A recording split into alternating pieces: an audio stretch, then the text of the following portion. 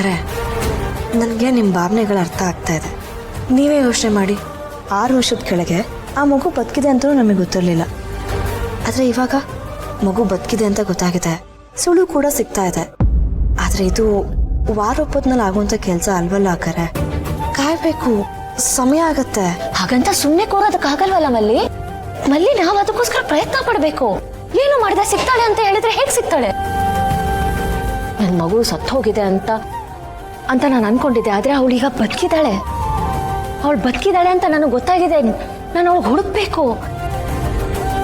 ಅವಳು ಎಲ್ಲಿದ್ದಾಳೆ, ಹೇಗಿದ್ದಾಳೆ, ಯಾವ ಸ್ಥಿತಿಯಲ್ಲಿದ್ದಾಳೆ ನನ್ಗೇನು ಗೊತ್ತಿಲ್ಲ. ಅಪ್ಪು ನೋಡ್ದಾಗೆಲ್ಲ ನನ್ಗೆ ಅವಳದೇ ನೆನಪಾಗುತ್ತೆ. ಅವರಿಬ್ರು ಅವಳಿ ಜವಳಿ.